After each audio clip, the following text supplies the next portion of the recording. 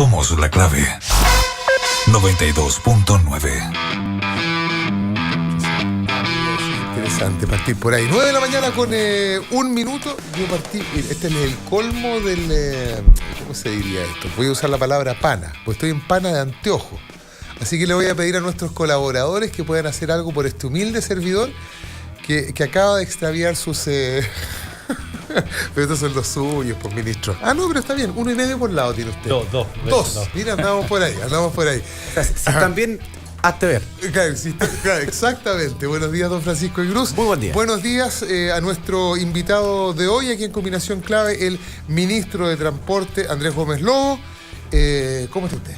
Muy bien, muy buenos días. Estábamos comentando muy buenos días. El transporte público siempre va a estar estresado, es una palabrita, una frase que alcanzó a colarse antes de que saliéramos al aire, porque justamente de lo que queremos conversar hoy día con el ministro de Transporte, Andrés Gómez Lobo, es justamente esta ley que pretende fortalecer el transporte público, donde se estaría aumentando el subsidio, donde se consignan también fondos espejo, vale decir, por cada peso que se invierte en la ciudad de Santiago, en este fortalecimiento del transporte público, en el subsidio directamente, también se invertirán por su parte en cada región. Hay una novedad que dice relación con las facultades que se le entregan usted me corrige si me equivoco, atribuciones a Metro para operar sobre superficie. Esto y sus alrededores también para conversar con nuestro invitado, el ministro de Transporte, Andrés Gómez Lobo, y a usted le hacemos la invitación, obviamente, para que a través del hashtag Combinación Clave se haga parte de esta conversación. Me imagino que uno parte de la premisa, a propósito de lo que vamos a conversar, de que, justamente lo que usted decía hacia el final, el transporte público siempre va a estar estresado. Bueno, en una ciudad como Santiago, de 6 millones de habitantes, además con una tasa de motorización de autos privados que va creciendo y va a seguir creciendo, o sea, todos los estudios comparativos internacionales indican que nosotros en Chile todavía tenemos la mitad de los autos por cápita, por persona, de lo que existen en países desarrollados. Entonces vamos a tener un crecimiento en el parque automotriz. Eso genera una situación de congestión que provoca dos cosas. En primer lugar, las personas buscan medios más rápidos, como el metro, y tenemos entonces que las personas optan por metro y vemos que las validaciones en metro van aumentando con los efectos que eso tiene. Y por otro lado, reduce la velocidad de los buses, porque los buses están en un taco. Y al reducir la velocidad de los buses para una misma flota, tú tienes menos frecuencia, es más difícil regular los buses para que estén igualmente espaciados en la calle, y por lo tanto la gente percibe un deterioro en la calidad de los buses, pero hay que ser muy claro en esto, ese es un síntoma, no la enfermedad. Entonces, exacto, si uno alega en contra el Transantiago, por así decirlo, porque hay un deterioro en las velocidades, porque se percibe un deterioro en la frecuencia, eso es problema de la congestión. Y por eso es tan importante dos cosas. En primer lugar, aumentar la flota, que se aumentó el año 2003 como consecuencia de esta mayor congestión, lo cual aumenta los costos. Y dos, hay que hacer más infraestructura. Hay que darle prioridad al transporte público para que de superficie, para que recupere la velocidad. Y por eso nosotros nos comprometimos a 40 kilómetros de vía exclusiva, más 60 kilómetros de corredores, 40 kilómetros de corredores, más 60 kilómetros de vía exclusiva de pista solo bus. Esa es la forma de mejorar el transporte público. Más infraestructura que le dé prioridad al transporte público. Y no nos engañemos, no critiquemos el síntoma cuando la enfermedad es otra. Ministro, quienes somos usuarios frecuentes del sistema... Me alegro. Sí, yo también. Y conversamos con quienes lo usan. La conclusión a la que llegamos es que es un mal sistema, el Transantiago. Mira, pero si tú ves la encuesta... Se lo digo básicamente por gente apretada, por tiempos de espera, que es cierto, ha ido disminuyendo el tiempo de espera, pero no deja de ser malo el sistema. Muchos se preguntan por qué seguir subsidiando un mal sistema que además está implementado por privados. Bueno, pero a ver, dos cosas. En primer lugar, eso es el mal sistema. Si uno mira la encuesta, un 63% de los usuarios le pone un 5, 6 o 7 a su recorrido. O sea, no es... existe un grupo amplio de personas que reciben un servicio razonable y existe naturalmente un grupo también que recibe un servicio deficiente. Pero lo que tú hablas, los tiempos de espera, todo eso tiene que ver con la congestión. O sea, si tú estás en una ciudad congestionada, yo veo los buses en Vitacura, en Manquehue, en Providencia, ¿no es cierto?, en Vicuña Maquena, en Los Leones, y están en un taco. Entonces, si tú tienes un taco, ¿de quién es la culpa? ¿Del bus o del taco? Sí, quiero hacer un comentario sobre eso.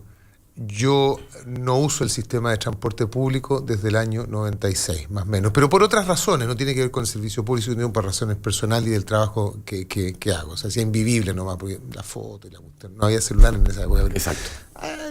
Pues salía en la televisión, entonces era un poquito incómodo, aprovechaba esos momentos para mí, digamos. Pues si a mí me preguntaran también, a propósito de lo mismo, con esto no quiero exculpar quiero decir, no quiero menospreciar el argumento, ninguno de los dos que están acá, pero si a mí me preguntan ¿qué le parece a usted andar en auto en la ciudad de Santiago? Yo diría que es invivible.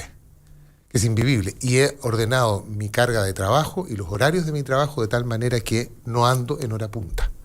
O sea, claro, la gente cambia el comportamiento ante estos fenómenos. ¿Qué le parece a usted el transporte privado? Es decir, andar en auto en la ciudad de Santiago. Pregunta desastre, sí.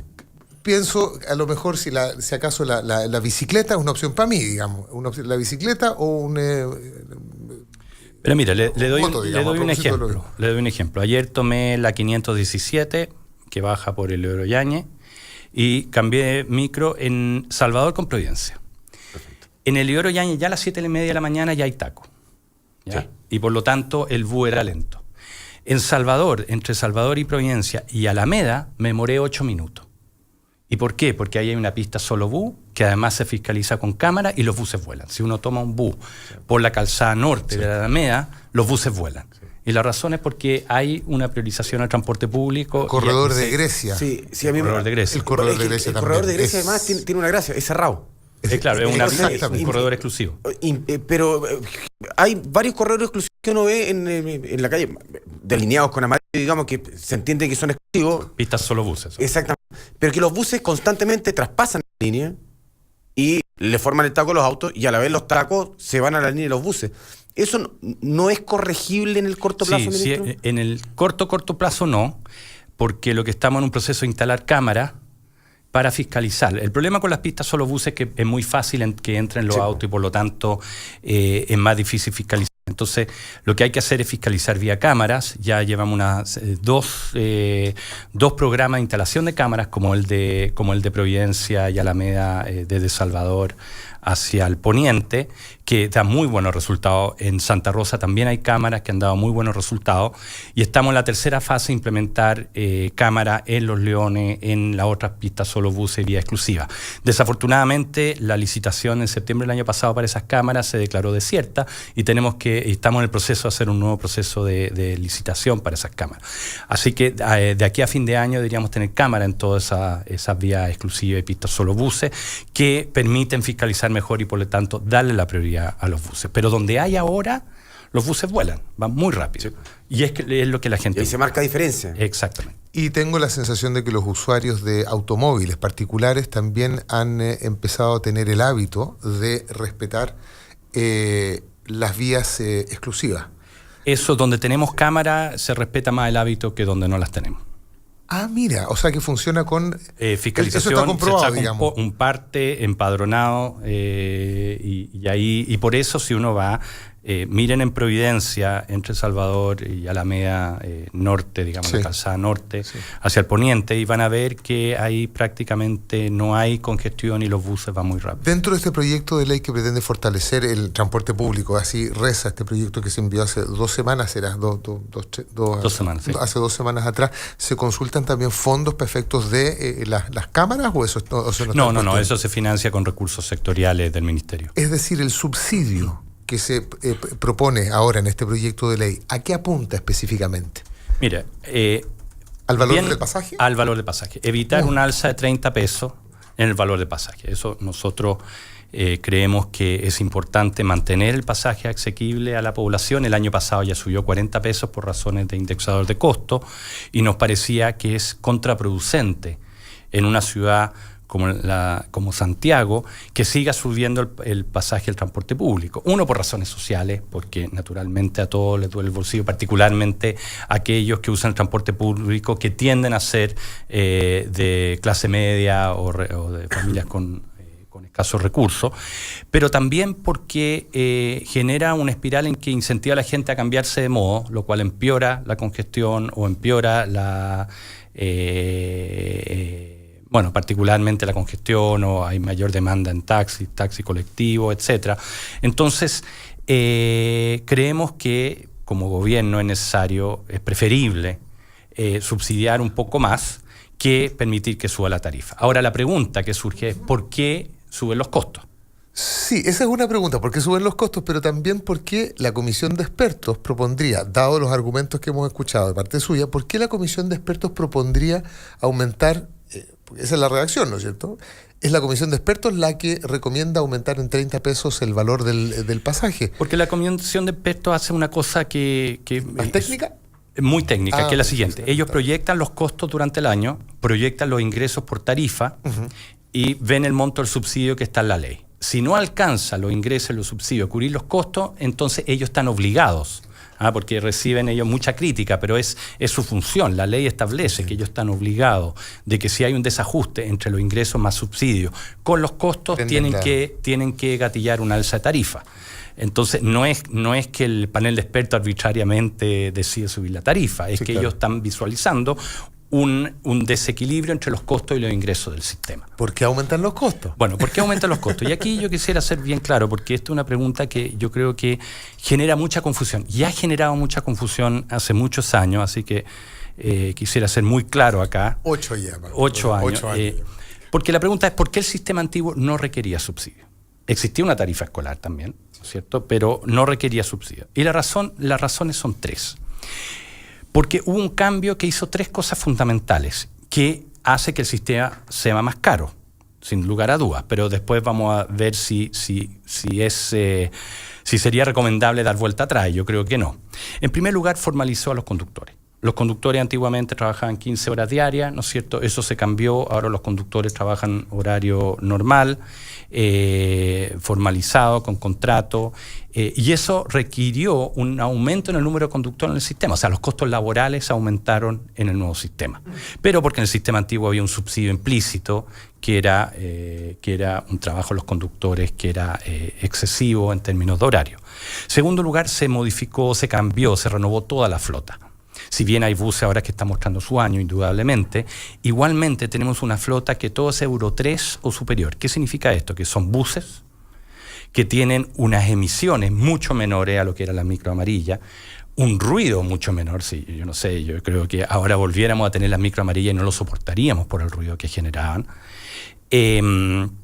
Y por lo tanto, y hemos visto los beneficios de esta nueva flota en la contaminación de Santiago. La contaminación empíricamente, eso uno puede mostrar, ha disminuido desde que se renovó toda la flota del Transantiago. Entonces, tenemos una flota nueva que es más cara que la flota antigua, sin lugar a dudas. Estos buses son más caros que las micro amarillas, pero por los motivos que yo señalaba. Son buses, los otros eran camiones con chasis de bus, digamos.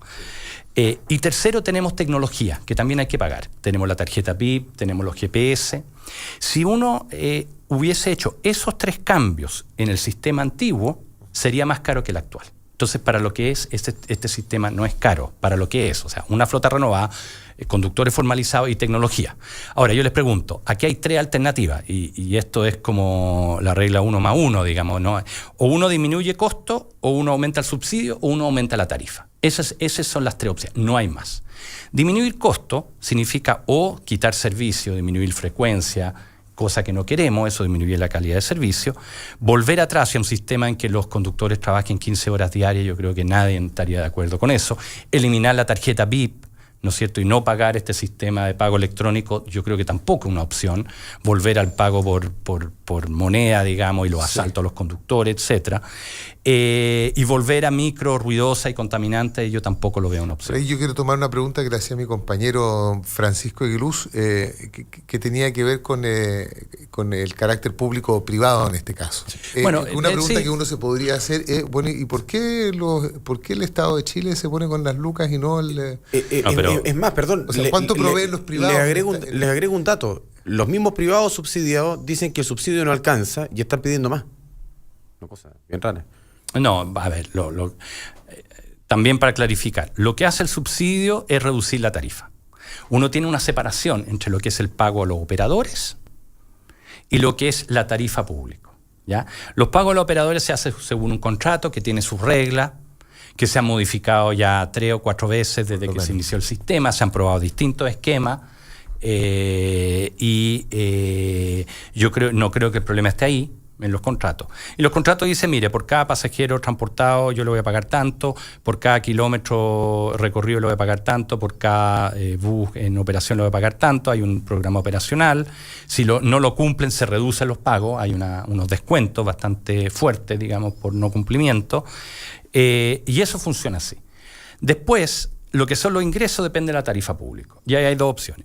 O sube o lo paga la tarifa, digamos, estos costos, o lo paga el subsidio. Si uno reduce el subsidio, uno no va a reducir el pago a los operadores.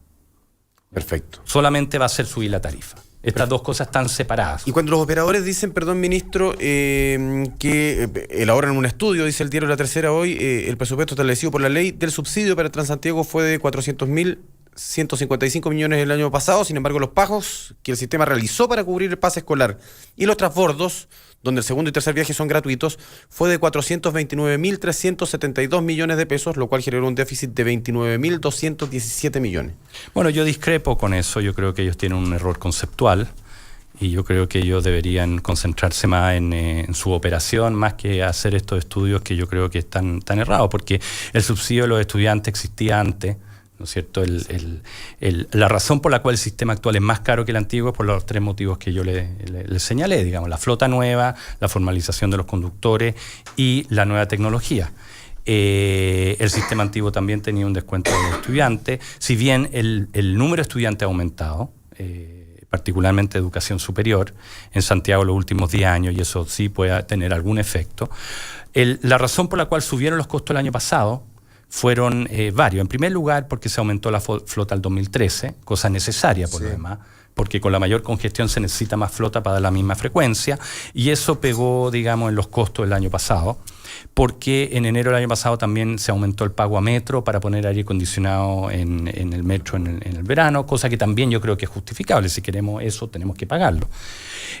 También hubo un aumento de costos significativo en las proyecciones. Las proyecciones no estaban bien hechas, por así decirlo, o fueron erradas las proyecciones que se tenían a comienzo del 2014 del déficit del sistema. El año pasado vimos un aumento en el precio del petróleo significativo, un aumento en el precio del dólar significativo, si bien el precio del petróleo bajó al final de año, y también tuvimos un reajuste que se hace en los contratos cada 2 años de acuerdo a la demanda de que tiene cada operador. Entonces hay múltiples factores que hacen que el año pasado los costos fueron mayores.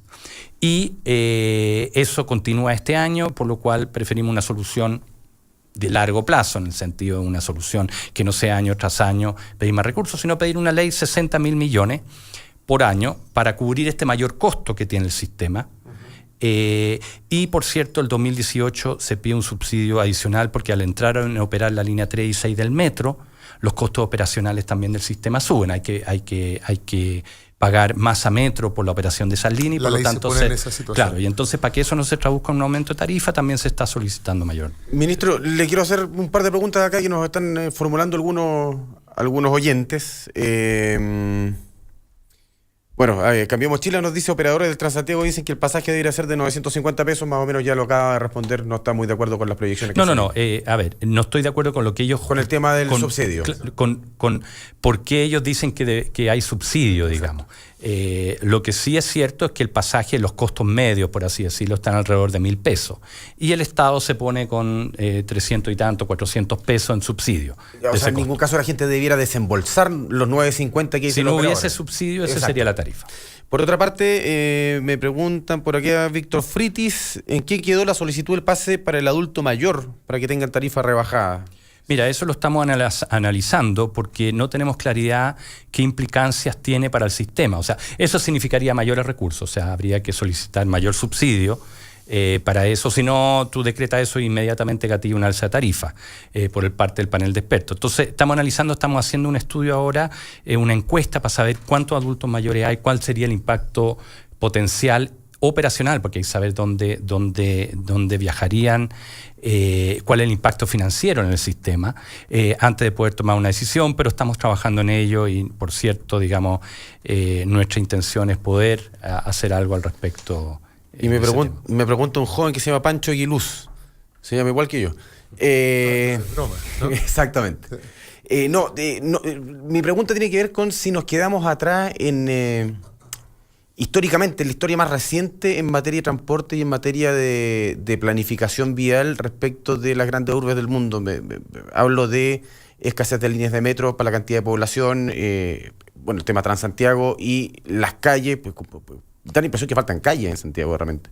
Bueno, o sobran autos, digamos. O sobran autos. O se usa mucho auto. Ya dijo que iba a seguir aumentando el parque automotriz. El parque automotriz va a seguir aumentando. Entonces, esa es una muy buena pregunta. A ver, yo quisiera aclarar dos cosas. El metro se está expandiendo en un 45%. Sí. O sea, por eso le preguntaba, perdón, ministro, si nos habíamos quedado atrás en la proyección. Estas líneas no deberían estar operando hoy día en el fondo. Bueno, a ver, la línea 6 se anunció el 2009, pero comenzó su construcción el 2012, así que ahí hubo un atraso. Pero construir una línea de metro toma 5 años, sí, por lo mínimo. Entonces, igual son procesos lentos. Piense usted que Londres comenzó a construir su metro a mediados del siglo XIX. Sí. Y tienen 400 kilómetros, digamos, en 150 años. Entonces, estos son procesos lentos. Obviamente uno quisiera tener las líneas operativas ya. Yo particularmente me encantaría ver las nuevas líneas operativas, pero esto toma tiempo, ¿ya? Y vamos a hacer un proceso, y estoy seguro que después estas dos líneas se van a seguir construyendo líneas de metro, pero es un proceso lento. Mientras hay que tener claridad de que vamos a necesitar y va a seguir siendo un modo relevante los buses, porque hay algunos que plantean un dilema que a mí me parece muy absurdo entre buses o metro, ¿ah? Pero si uno ve las grandes ciudades del mundo, tienen ambos y tienen trenes también. Ojo, y vamos a tener un tren en el sur de Santiago, el Rancagua Express, que también va a ser un modo rápido para trasladarse en las comunas del sur de la ciudad hacia el centro a partir del primer semestre del próximo año. ¿Por las líneas que ya existen? No. Está en construcción el Rancagua Express, ya, que va a permitir a todas las comunas de Pedro Aguirre Cerda, El Bosque, Los Espejos, San Bernardo y Nos, tener una vía muy expedita para llegar a Estación Central a partir del primer semestre del próximo año. O sea, y va a estar integrado tarifariamente al sistema. O sea, vamos a tener como una línea adicional de metro, por así decirlo, a partir del próximo año, primer semestre del próximo año. Después vamos a tener 2 nuevas líneas de metro el 2017-2018 y con las extensiones que anunció la presidenta hacia Quilicura, hacia el Bosque, con el borde con San Bernardo, vamos a tener prácticamente 46 kilómetros más de metro. Ahora teleférico y ascensores también se están incorporando. El teleférico, también hay un proyecto de teleférico concesionado, sí. Y de hecho otras las cosas que hace este proyecto de ley es incorporar a los teleféricos, a los ascensores y a los tranvías como medio de transporte público. Ahí tenemos el ejemplo de Valparaíso, ¿no? Con los tranvías. Con los trolis. Con los troles, disculpa. El efecto, pero un efecto muy concreto en el resurgimiento del trole como medio de transporte, producto del subsidio, digamos. Efectivamente. Los recursos espejo han servido para fortalecer el transporte en regiones. El recurso espejo, para que la gente nos está escuchando, es un peso en Santiago, un peso para regiones. Un peso para regiones. Entonces, perdón, ministro, ¿ese es un peso para regiones o un peso por región? No, porque peso acá para me estaban región. preguntando eso. No, un peso para las regiones. Perfecto. Que se distribuye entre las regiones. Pero déjeme dar algún ejemplo en qué se usan estos recursos para volver a los trolis, que es un proyecto muy sentido sí, para nosotros, y vamos a tener novedades muy pronto. Por ejemplo, en la extensión del biotren de Lomas Colorada a Coronel, en San Pedro de la Paz, en Concepción, en Gran Concepción, se financia con estos recursos. Los 8 nuevos trenes para Merval, en Valparaíso, que llegan a partir de un mes más, empiezan a llegar los nuevos trenes, que van a estar operativos de aquí a finales de este año, también se financian con recursos de espejo. Las barcazas que subsidiamos en el sur, y hay muchas barcazas que subsidiamos, los vuelos aéreos Punta Arena, Porvenir, Punta Arena, Puerto William, son financiados con estos recursos. Ahora vamos a iniciar, estamos iniciando toda la semana nuevos subsidios para zonas aisladas, buses que van a zonas aisladas, que no llegarían buses de transporte público de otra forma. 42.000 niños se benefician a lo largo de todo el país con un programa que se llama Transporte Escolar Gratuito, que va a buscar a niños en zonas rurales y aisladas y los lleva al colegio, totalmente gratuito. Tenemos 42.000 niños. O sea, tenemos la capacidad de ofrecer servicios en regiones, particularmente para zonas aisladas y zonas rurales, que de no existir esta ley no tendríamos. Y así ha tenido un impacto muy significativo y muy positivo. Troleibuses, porque es un caso bien emblemático. La empresa de troleibuses está desapareciendo.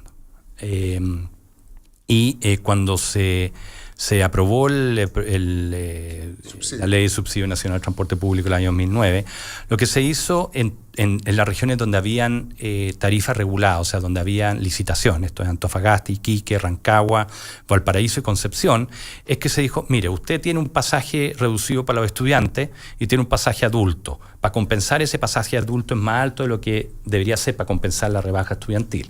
Entonces yo le propongo lo siguiente, reduzca la tarifa adulto y en compensación yo le pago el diferencial entre la tarifa adulto y la tarifa estudiantil. Eso se hizo en estas 5 ciudades y ha logrado repotenciar el transporte público mayor en esas ciudades.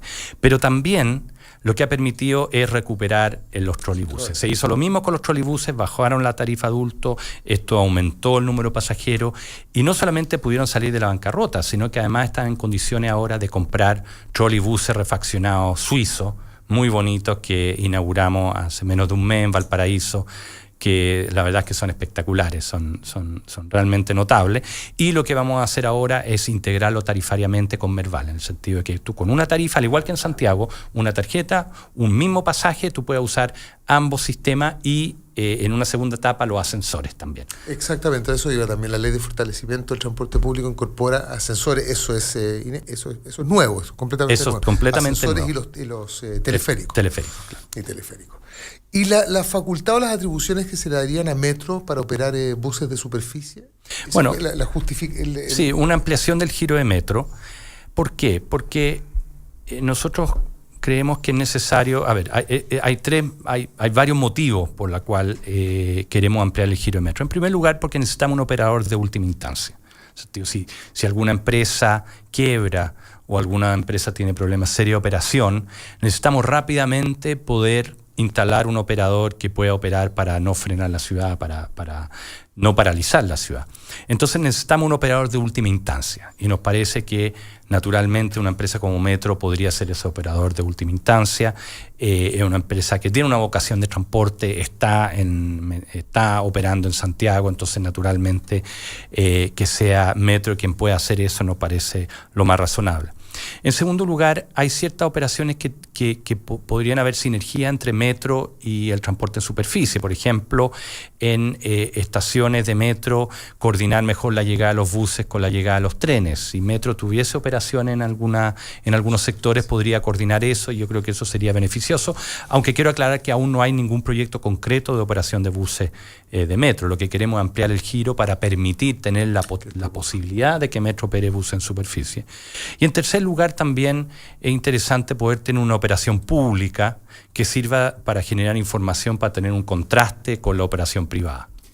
Ministro, en materia de viajes interurbanos con empresas de buses que están acusadas de colusión, sobre todo en fines de semana largos, con muy pocas líneas aéreas abiertas para el vuelo a nivel nacional, ¿el tren no es una opción para el Estado? El tren es una opción. El tren tiene dos fortalezas muy importantes actualmente en el mundo. Para partir, porque mucha gente me pregunta por el tren. Todos queremos los trenes. Los que somos viudos del rápido del calle. Sí. En todo el mundo ha decaído el tren. Ya en todas partes del mundo ha decaído el tren de larga distancia, principalmente porque a distancia más de 500 kilómetros no es muy competitivo con el avión en tiempo y no es muy competitivo con el bus en precio. ¿Ya? Entonces, esos servicios han tendido a disminuir en todas partes del mundo. ¿Dónde ha resurgido el tren? Ha resurgido en transporte urbano, esto quiere decir suburbano, ¿no es cierto? Merval es un ejemplo. Merval ha sido un éxito completo y queremos replicar ese modelo. Por eso la extensión Lomas Coloradas Coronel, por eso Rancagua Express. O sea, el tren hay que partir por los trenes suburbanos. Ahí tienen mucho potencial porque en el fondo funcionan como una línea de metro, tienen mucha demanda, muy útil.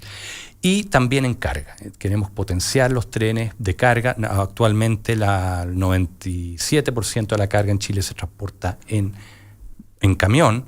En la otra parte del mundo ese porcentaje es mucho más bajo y se transporta mucho más en tren.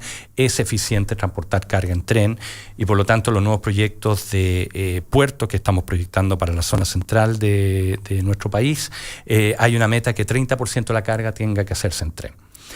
Eso quiere decir que estamos expandiendo los trenes, pero partiendo por los suburbanos. Ahora, una vez que uno tiene suburbano, ¿no es cierto?, uno puede empezar ya a ver si uno va un poco más allá, pero estamos expandiendo los trenes, es importante expandir los trenes, pero partiendo por los suburbanos. Perfecto. Y eso quiere decir que hablamos de trenes de largo recorrido hacia el norte o hacia el sur en un buen rato más, digamos. Yo creo que sí. Porque además hay otra cosa. EFE es una empresa que fue muy golpeada hace más de una década. No le podemos imponer proyectos que sean muy riesgosos. Y fuera, perdón, ministro, ¿y fuera de EFE? Bueno, EFE es la empresa de ferrocarriles. No hay operadores privados en el norte del país. Pero yo creo que como tren de pasajero lo más razonable es seguir expandiendo EFE. Merval ha sido una experiencia muy positiva para ferrocarril. ¿Podemos hablar algo de televisión digital también, ministro? Encantado, sí, pues, ministro de Transporte y Telecomunicaciones. Estamos con el ministro de Transporte y Telecomunicaciones, Andrés Gómez Lobo. Estamos en combinación clave. Faltan 28 minutos para las 10 de la mañana. Vamos a una brevísima pausa. Estamos de vuelta. Por la tele, ministro. Por la tele. Sí. De la mañana con 38 minutos, estamos en combinación clave. Usted nos escucha aquí en Santiago en la 92.9 para Chile y el resto del mundo, radiolaclave.cl. Tenemos algunas personas a propósito, de la conversación que hemos tenido hasta esta hora con el ministro Andrés Gómez Lobo, ministro de Transporte y Telecomunicaciones. Hay muchos de ustedes que nos han estado haciendo consultas, hay comentarios que nos llegan a través de Twitter fundamentalmente. Facebook, Daniela, ¿no? Twitter. @Radio La Clave, que van a aparecer en pantalla para que nos sigan a través de streaming. Ahí está Álvaro Madrid, por ejemplo, dice: es muy utópico pensar en un tren bala entre Santiago y Viña Valparaíso. Ministro, es muy utópico pensar en un tren bala. Está bueno. Mire, hay dos problemas con eso. No es que me opongo a la idea, de hecho EFE está haciendo un estudio para un tren, no un tren bala, digamos, porque los trenes balas tienen que recorrer una distancia un poco más grande, un poco corto para tener un tren bala. Pero hay dos problemas que son clave. Uno es que la bajada a Valparaíso o Viña no es simple para un tren. Un tren tiene que tener una pendiente mínima. Por eso el tren se da la vuelta por el norte. Exacto. Y entra por Limache.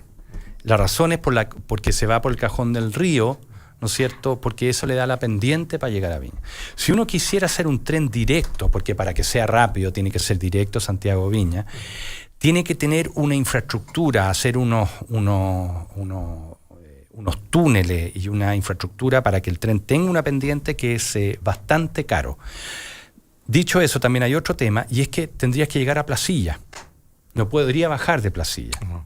Entonces ahí se produce, alguien tomaría un tren que te deje muy rápido en Placilla, pero después tengas que tomar una micro para bajar a Valparaíso o a Viña. Es una microbala. Una microbala. Entonces hay temas geográficos que limitan ese proyecto en el caso de Valparaíso. ¿Ya? Ahora, se está estudiando hacer otro túnel de entrada, algo como el Camino de la Pólvora, pero para un tren por el lado de Viña, pero son estudios que están recién iniciándose. ¿Ya? Así que esa es la dificultad. Tenemos más preguntas en Twitter también. Ahí está, por ejemplo, Miriam Farfán dice: ¿cuándo hay trenes para la zona norte? O sea, Francisco Aguilú. Yo estoy interesado por eso, ya que nos meten en el norte. No, que usted primero el tema de los trenes. ¿Tren para el norte? Bueno, a ver, como yo dije anteriormente, estamos privilegiando los trenes suburbanos. Exacto. Y ahí sí se está estudiando un proyecto, Estación Central Batuco. Ahora, no sé si eso es lo que entiende por norte, me imagino que está preguntando por el norte del país. Un poquito más norte. Claro. Sí, yo diría que por ahora no, porque por las distancias es poco competitivo con el avión. O sea, si uno quiere ir a Antofagasta, ¿no es cierto?, por costo y por tiempo, lo más probable, y por el número de frecuencia, lo más probable es que el avión sea mucho más conveniente. y por precio el búho. Entonces, en esa larga distancia aún no estamos en una situación donde el tren aparezca como muy competitivo en esos tramos. Ahora, eso no lo descarto a futuro, o sea, tenemos que ir, como dije, construyendo los pedazos suburbanos y después ir conectando para en algún futuro tener trenes más larga distancia. Ministro, en los estudios de precios, más o menos, ¿en cuánto se sitúan los precios? El viaje planificado en avión, que se yo a La Serena, sale alrededor de 30, 35 mil pesos. ¿Eso es más caro que un pasaje eventual en tren? Yo creo que el tren sería igualmente caro que eso. Perfecto. Ahora, no puede un vuelo de 45 minutos contra un viaje de 4 horas, claro, y tanto. Ese es el punto. Los trenes no son competitivos en términos de costo al bus y tampoco son competitivos en términos de tiempo con el avión para larga distancia. Los trenes tienen sentido actualmente menos de 500 kilómetros. Y por eso estamos estudiando un tren Yanquihue-Puerto Montt, un tren Temuco al sur de Temuco, un tren extender el Merval en Valparaíso y los trenes suburbanos en Santiago como prioridad. Una vez que tengamos eso, podemos soñar otras cosas. Mauricio Tobar dice, usando el hashtag combinación clave, una pregunta para el ministro de Transporte y Telecomunicaciones, Andrés Gómez Lobo. Soy operador de bus, dice Mauricio Tobar, y creo firmemente en cambiar a los malos elementos que andan de conductores. Bueno, si entiendo bien el comentario, lo que quiere decir es que hay conductores que tienen malas prácticas. Claro, aquí está complementando, de hecho. Y ahora los conductores entran a las 5 de la mañana y están hasta las 22 p.m. sentados en el depósito y cobran horas extra. Bueno, ahora los conductores tienen contratos formales, digamos, que les permite tener una protección que antes no tenían. Y yo creo que esto es fundamental. Antes los conductores trabajaban un número de horas que era excesivo y, como explicaba antes, una de las razones por la cual este sistema es más caro que el antiguo es porque se ha reducido el número de horas o se ha formalizado la relación laboral de los conductores en este sistema. Y eso ha implicado una demanda mayor de conductores de lo que existía antes. De hecho, hay una escasez de conductores. En Santiago hay una escasez de conductores. Estamos haciendo un esfuerzo muy grande a través de varios programas de capacitación para formar 1.800 conductores este año en Santiago. Así que aprovecho, si hay alguien que tenga la licencia clase B por 2 años, puede optar estos cursos con simulador y tiene opción a un trabajo que es bien remunerado. Ministro, perdón. Sí, que quería darle la opción también a quienes nos acompañan. Le quería hacer la última en relación justamente a los conductores. Yo hace algunos años, presentando el noticiero de Mega, me tocó presentar un reportaje de las malas condiciones laborales en las que salían a hacer la pega, digamos, donde tenían que almorzar, muchos de ellos usando pañales, otros que se tenían que drogar para sostener el ritmo de trabajo. ¿De qué manera se fiscaliza que se cumplan efectivamente los contratos con los trabajadores y de qué manera se fiscaliza que tengan condiciones? Uno entiende que no pueden tener un baño en cada esquina, pero los recorridos son largos y aguantarse las ganas de ir al baño no debe ser fácil, digamos. No, por cierto, a ver, nosotros, particularmente la Dirección del Trabajo, debe fiscalizar esas denuncias. Pero también si uno ve los depósitos que tiene la empresa actualmente en Huachuraba, en otros lugares, son infinitamente más modernas que las que existían antes. O sea, si bien existen problemas, y lo reconozco, particularmente tenemos problemas en los cabezales. Esto es no tanto el depósito donde se guarda la micro, que en general tienen buenas condiciones, tienen baño, tienen cocina, son bastante modernos la mayoría de ellos, pero en donde parte el recorrido, donde tienen que apostar buses para justamente regular, tenemos problemas y estamos haciendo un esfuerzo por generar terminales en ruta. Esto quiere decir pequeños terminales donde los trabajadores tengan condiciones para descansar unos minutos entre la vuelta al recorrido. Pero eso significa hablar con los municipios que ellos permitan la instalación de estos puntos de regulación. Hemos tenido, por ejemplo, éxito en el caso de Lo Prado, con un nuevo terminal en ruta. En la zona oriente tenemos más problemas con eso, pero se está construyendo un terminal al final de Bilbao, en Las Condes, para 3 operadores. Entonces este es un proceso, estamos avanzando en ello y, por cierto, hay que seguir avanzando hasta que tengamos condiciones adecuadas para el 100% de los trabajadores. Ahora sí le vemos 140 caracteres junto con darle la bienvenida a nuestros invitados panelistas de hoy, Felipe Cuevas, que es presidente de la Juventud UDI, don Luis Larraín, que es presidente de la Fundación Iguales, y don Nicolás León, de Idea País. En 140 caracteres, ¿será posible? Lo haré. Bueno, gracias por darnos el espacio y poder conversar con el ministro. Ministro, yo le quería preguntar por el tema de la evasión. Hoy día la tercera hablaba de 950 pesos costaría el pasaje si es que no hubiese subsidio, y usted lo decía recién. Y yo le preguntaba cuánto costaría si efectivamente la evasión no existiera, y también, segunda pregunta, ¿cuáles son los planes que están ustedes tomando a propósito de eso mismo? No, a ver, los costos es independiente de la evasión, o sea, los costos es lo que uno le tiene que pagar a Metro, a los operadores y a la AFT, que es el que hace las transacciones electrónicas del sistema, también al Metro por la tarjeta BIP, etcétera. Esos son los costos. Los costos ahora están alrededor de 1.000 pesos por viaje, por decirlo en términos gruesos. El tema es cómo se financia ese costo de 1.000 pesos. Entonces uno tiene ingresos de los usuarios o subsidio. No existe más. Actualmente los subsidios cubren alrededor de un tercio a 40% de ese costo. Y ¿qué impacto tiene la evasión? En el corto plazo, la evasión es una disminución del ingreso a los operadores, porque nosotros le pagamos por el pasajero transportado. Entonces, si transportan 100, le pagamos por 100 pasajeros. Si transportan 80, le pagamos por 80. Entonces, en el corto plazo, la evasión lo que hace es que disminuye los ingresos a los operadores. Y por eso les genera problemas financieros. Hay varios operadores que están teniendo pérdidas. El año pasado, 3 de los 4 operadores tuvo pérdida. 4 de los 7 operadores, tuvo pérdida. Y en parte eso se explica porque tienen un tercio de sus clientes que no pagan, digamos. O entre 20 y 30% de los clientes que no pagan. Cada 2 años, eso sí, uno reajusta los pagos a los operadores por la disminución en la demanda. Hay un indicador que se llama pasajeros por kilómetros transportados. Cuando eso cae por razones que no son atribuibles al operador, uno le reajusta para equilibrarlo financieramente, por así decirlo. Entonces, en el mediano plazo es el sistema el que paga por la evasión, y eso sí impacta los subsidios y por lo tanto o la tarifa, digamos, o sea, cada 2 años o aumenta la tarifa, aumenta los subsidios si es que aumentó la evasión y por lo tanto caen los ingresos de los operadores. Por lo tanto, es muy importante reducir la evasión. Es un tema de vital importancia, y yo iría por 2 cosas, que no solamente por el tema financiero, o sea, a la larga el Estado tendría que financiar mayor evasión, cosa que no queremos hacer, pero por 2 cosas. Uno, porque genera una mala imagen del sistema.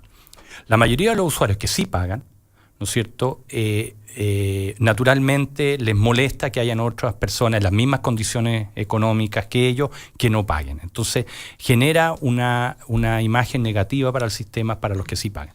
Y yo creo que también hay un efecto de que los que no pagan también se autoconvencen muchas veces que no hay que pagar porque el sistema está malo, entonces también insisten que el sistema está malo para justificarse. Pero hay otra cosa, que es la educación cívica. Estamos perdiendo un valor que es muy importante en nuestra sociedad. Con esa lógica se privatizaron las empresas del Estado también. Exactamente. Sí. Disculpe el comentario, me acordé así. Es muy importante, digamos, que recuperemos la educación cívica de que los servicios públicos hay que pagarlos. No es justo que algunos no paguen mientras otros paguen. Así que estamos haciendo varias cosas para reducir la evasión y queremos... vamos a ingresar dentro de poco un proyecto de ley también para fortalecer las sanciones a los evasores, como una de las políticas que vamos a tener para reducir la evasión. Estamos también poniendo más zonas pagas y, por cierto, aumentando el número de puntos BIP para que no haya evasión involuntaria por no poder cargar la tarjeta.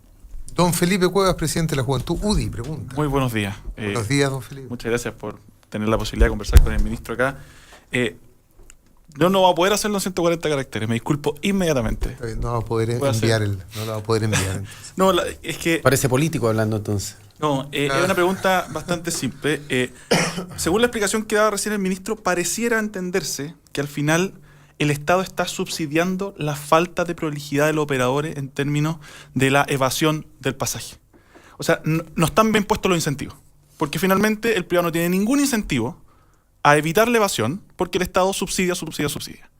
Se quiere aprobar 60.000 millones de pesos para el periodo que viene ahora y 130.000 millones de pesos para el periodo 2018-2022. Eso en términos de dólares son 120 millones para el próximo periodo, 240 con el dólar a 500. ¿Alguien sabe cuánto es el presupuesto de educación? O sea, estamos invirtiendo varias veces el presupuesto de educación en un sistema que fracasó. Entonces yo espero, y la pregunta es, ¿cuándo el gobierno va a tener la voluntad política para corregir la peor política pública que ha tenido el Estado en los últimos por lo menos 25 años? Bueno, en primer lugar está equivocado en lo que señala. Se gasta 10 veces más en educación que anualmente en el presupuesto público que lo que se gasta en subsidios del Transantiago, así que, y en salud también. Así que, ¿La gratuidad o sea, el presupuesto público en educación es 10 veces más grande que esto. que considera beca, que considera beca internacional? Todo el gasto en educación educación? básica. No, lo que tenemos ahora, ni siquiera en la reforma que viene. O sea, no es cierto que esto sea el elemento más importante del presupuesto público. Se gasta mucho más en educación, se gasta mucho más en salud, y transporte público es un servicio que yo creo que también debe ser subsidiado. Si tú miras a todos los países del mundo, se subsidia el transporte público, y se subsidia mucho más que acá. ¿Cuánto se subsidia en Buenos Aires? Cerca de 2.000 millones de dólares al año. ¿Cuánto se subsidia en Londres? 2.500 millones de dólares al año. El transporte público debe ser subsidiado porque es un servicio público, afecta a la ciudad, hay razones no solamente de equidad y de bienestar social, sino también es eficiente cuando tú tienes que tiene una ciudad congestionada, es eficiente financiar el transporte público. Te digo otra cosa, el aumento del subsidio en 2018 tiene una explicación muy clara. Entra a operar la línea 3 y 6 de metro, lo cual incrementa los costos de metro. ¿Queremos traducir eso a tarifa o queremos subsidiarlo? Yo soy de la opinión que debemos subsidiarlo. Y también ahora, en que estamos en una disyuntiva entre que aumente la tarifa a 30 pesos o subsidiar un poco más, nosotros somos de la opinión de que nos ponemos al lado del pasajero y vamos a subsidiar más para no permitir el alza de tarifa. Hay una iniciativa, perdón, Luis Larraín, presidente de la Fundación Iguales, también le preguntan. Ministra, yo soy un usuario del transporte público, no tengo auto, así que me importa muchísimo todo lo que haga y lo que no haga.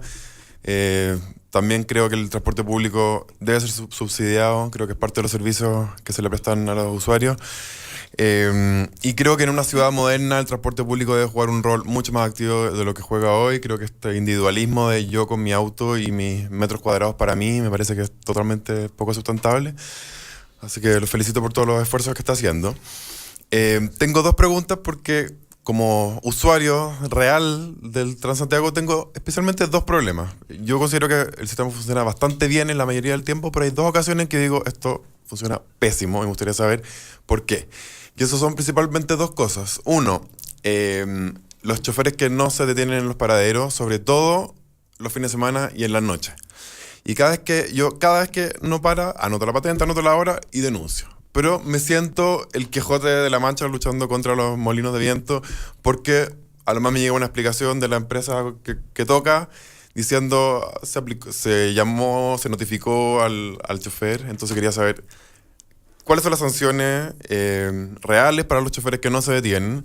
¿Dependen de las empresas o hay algún tipo de protocolo o ley o fiscalización de parte de las autoridades? Porque yo considero que es muy grave. O sea, si ahora me entero por lo que usted dice que hay escasez de choferes, quizás por eso no se despide o no se amonesta la pega, claro, a los que lo hacen mal, pero realmente es un problema. O sea, cuando uno está de repente en la noche esperando 20 minutos en la micro y no para, es realmente un odio contra el sistema máximo cuando son las 11 de la noche, 12, etc.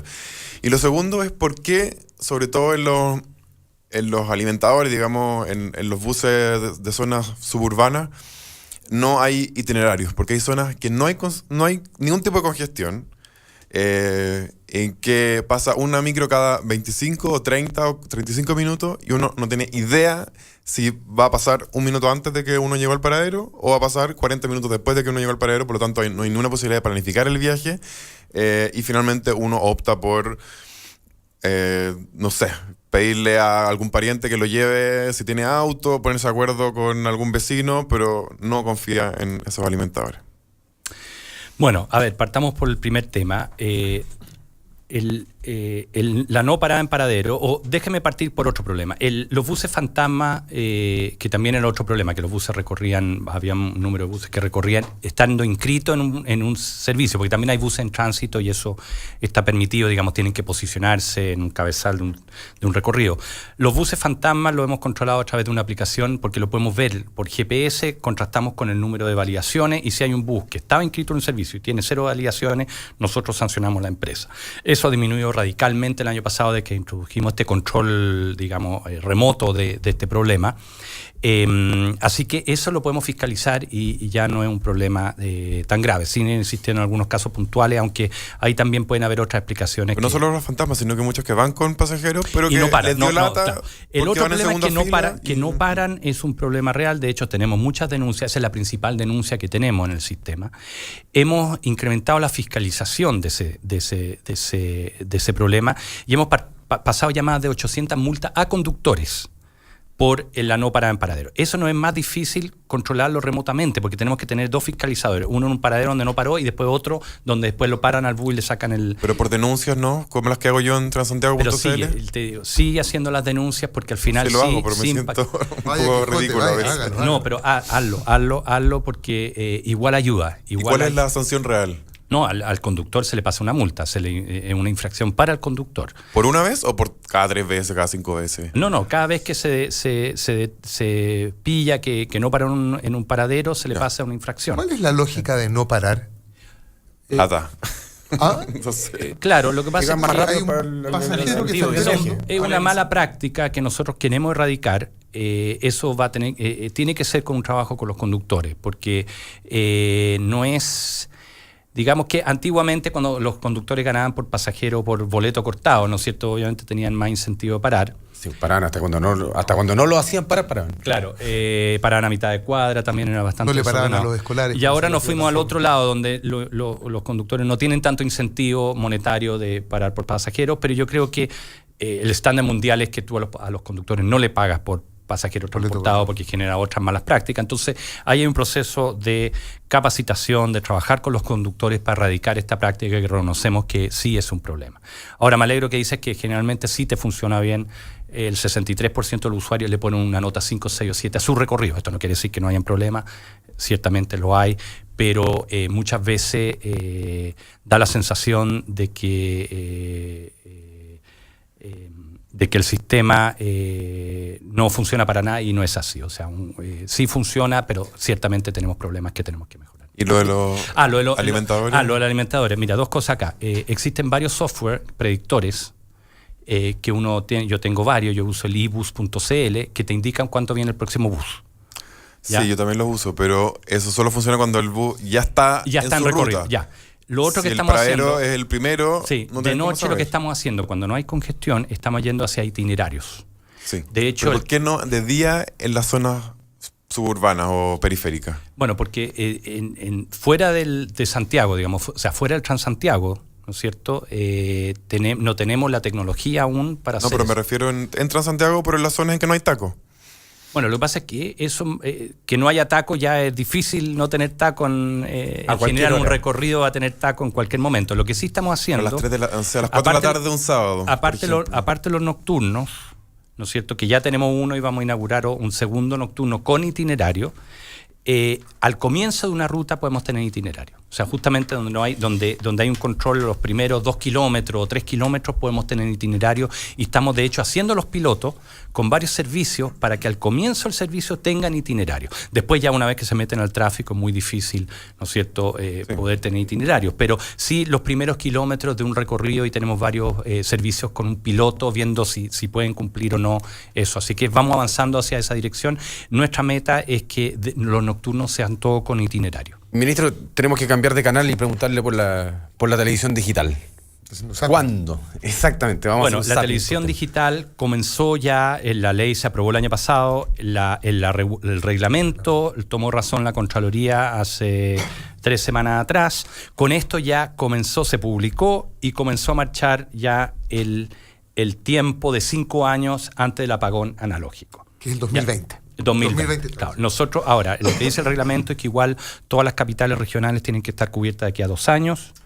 y 30% de las localidades el año 3, y así 80% el año 4 y 100% el año 5. ¿Qué implica la televisión digital para la industria, ministro? Para la industria televisiva, en el fondo, ¿qué vamos a consumir los televidentes? Bueno, en primer lugar hay un mejoramiento de calidad, ¿no es cierto? O sea, es un estándar. Calidad de imagen. Calidad de imagen. Es un estándar mucho más alto. Ustedes han visto, porque hay señales experimentales ya de televisión digital en varias ciudades de nuestro país, incluyendo en Santiago. Es una imagen mucho mejor, pero además lo que establece el plan es que cada canal va a tener que tener 2 señales. Entonces vamos a tener una ampliación en la oferta programática en la televisión. 2 señales incluyendo el original, perdón. O sea, no 2 más a las que... No, la señal principal, que tiene que ser de alta definición, más al menos una otra señal. Y una señal también móvil, lo que se llama OneSec. O sea, uno puede recibir, uno le pone una antena al teléfono y puede recibir también la televisión de HD en un aparato móvil. Así que es una mejor calidad, una mayor oferta, también televisión regional, local y comunitaria. Dentro de la oferta, perdón, que se le va a exigir a los canales, ¿está programación nueva en la señal paralela? Porque ya volver a ver las mismas series, las mismas telenovelas. Bueno, es muy fácil tapar, digamos, una segunda señal con programación añeja. Bueno, la idea, ahora, nosotros no tenemos un control sobre pero sí podemos incentivar a través del Consejo Nacional o el Consejo Nacional de Televisión, incentivar una ampliación de la programación. Lo que es muy interesante de la ley es que establece que hay concesionarios sin medios propios. Esto es un concesionario, que es una televisión digital, pero no tiene transmisión, no tiene equipos de transmisión, y transmite a través de infraestructura de otros. Por eso es importante la segunda señal, porque hay canales que si no pueden o no quieren transmitir en la segunda señal, o pueden ser 2 o 3 señales, la puedan ofrecer a canales sin medios propios para que ellos emitan su contenido. Entonces lo que nosotros visualizamos es que se van a crear más canales con mejor contenido y se van a poder transmitir a través de señales los canales con infraestructura. ¿Es una facultad de pasarle a otros o más bien una obligación? Es una facultad. La ley establece una facultad. Porque me imagino que las 2 señales dicen relación con un uso más eficiente del espectro radioeléctrico, a final de cuentas. Por lo tanto, para que no quede subutilizado. Exactamente. Por lo tanto, si es una facultad, vale decir, el concesionario de una señal no quiere utilizar la otra, podría ocurrir el caso de que la señal que no quiere ser utilizada tampoco la quiera dar en arriendo, tampoco la quiera facilitar y por lo tanto en los hechos quede subutilizado. No debería... No, la ley establece que tiene que tener 2 señales, al menos 2 señales, más el OneSec que puede ser la repetición de la señal principal, pero al menos 2 señales distintas. ¿Ya? Televisión Nacional tiene 2 frecuencias, o sea, va a tener que tener al menos 4 señales. Ah, perfecto. ¿Ah? O sea, el canal de cable va a tener que tener una segunda. No, Televisión Nacional. Televisión abierta, estamos hablando de televisión abierta, gratuita, va a tener 2 frecuencias. ¿Ya? Y por lo tanto, como tiene que tener 2 señales en cada frecuencia, Televisión Nacional va a tener 4 señales, lo cual le permite justamente proveer un espacio para canales, digamos, locales, regionales, y de esta forma ampliar el contenido. Pero para los otros canales, también en la segunda señal. Si ellos no lo utilicen, están obligados a ofrecerlo. Eso es lo que quería saber. Ahora, si están no hay, obligados a ofrecerlo. Están obligados a ofrecerlo. Entiendo. Ahora, si no hay un interesado, entonces ahí sí que no están obligados a utilizarlo. ¿Ya? Pero si ellos no lo utilizan, están obligados a ofrecerlo. Entiende. Sí, yo, ministro, le quería hacer una pregunta a propósito de lo mismo. ¿Por qué no se hizo en un principio la opción de que otros operadores distintos a TVN o los que ya existían entraran en un principio y solamente se da la opción de que entren en la medida que TVN no use sus 4 señales, digamos? No. A ver, lo que establece la ley es que los canales actuales pueden migrar a la televisión digital, ¿no es cierto? Y son las concesiones nacionales, las concesiones regionales, ¿ya? Aparte de eso, crea una figura que no existe ahora, que son concesiones sin medios propios. ¿Ya? Y esos son los que tendrían que usar infraestructura de algún canal para transmitir. ¿Ya? Pero todos los canales actuales pueden migrar a la televisión digital, no hay ninguna restricción. ¿Ya? Y también pueden surgir nuevos canales con medios propios. O sea, si algún canal quiere surgir, instalar su red de transmisión, no hay ningún obstáculo para eso. Pero crea esta figura para abaratar costos de un concesionario sin medios propios. Vayan aprendiendo turco, cabrón. Puede ser una buena noticia para teleseries turcas. Ministro, ¿sabe? Muchísimas gracias por habernos acompañado. Se nos cumplió con mucho el tiempo que tenía presupuestado, así que le agradecemos. No, muchas gracias a usted y además poder explicar esto con tiempo. Son temas complejos, entonces poder conversar con tiempo me parece una muy buena oportunidad. Esta sí que en 140 caracteres para el ministro, porque es que la niña que nos preguntaba por el tema de la zona norte nos aclara que se refería a tren hacia la zona norte de Santiago, contrario a lo que nosotros interpretamos. Santiago Batuco, digamos. Sí, exactamente, Batuco, porque dice que a Quilicura le llegan los puros basureros. Literal. Bueno, va a haber metro a Quilicura, hay que recordar, y ciertamente ya estamos por comenzar la ingeniería básica de Estación Central Batuco. Agradecemos al ministro de Transporte, Andrés Gómez Lobo, por esta conversación en combinación clave. Nos quedamos nosotros aquí, Felipe Cuevas, presidente de la Juventud UDI, con Luis Larraín, presidente de la Fundación Iguales, y de Idea País, Nicolás León. Muy buenos días, ministro. Que vaya muy bien. Muchísimas gracias.